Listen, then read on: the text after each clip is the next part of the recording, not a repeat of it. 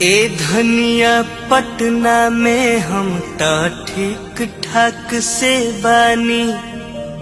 पहिलाई मनिया डर तोहके हम त भेजावत बानी। बाबूजी के चश्मा दिया दी हमाई के दवाई। बबुआ के फीस दे के घर के राशन लिहा मंगाई। दशहरा में हम आई दिवाली संग ही मनाई।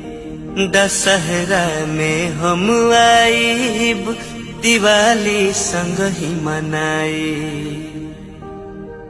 बाबूजी के भूख लग जाला जल्दी दिहा खियाई। माई के गठिया के दर्द बा गोड़ाबा दिहा दबाई। हो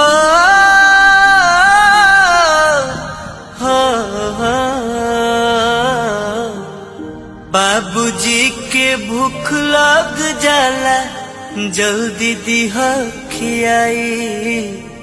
माई के गठिया के दर्द बा गोड़ाबा दिहा दबाई। आपन ख्याल बहुते रखी हो तू चिंता ना करी हो। परदेश में थोड़ा कष्ट होखेला ये सोच के जनी रोई हो। दशहरा में हम आई दिवाली संग ही मनाई। दशहरा में हम आई दिवाली संग ही मनाई। तोहरा खातिर झूला झूलनी यही जैसे ले आईब। पैसा मिली अगला महीना मीना बाजार जाई। हो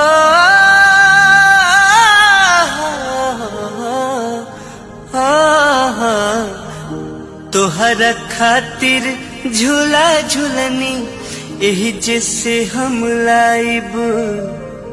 पैसा मिली अगला महीना तमीना बाजार जाइब। काकाउरी चाही तोहके चिट्ठी में लिख दीहा। गैया के दूधवा भर के कटोरा में तू पीहा। दशहरा में हम आई दिवाली संग ही मनाई। दशहरा में हम आई दिवाली संग ही मनाई।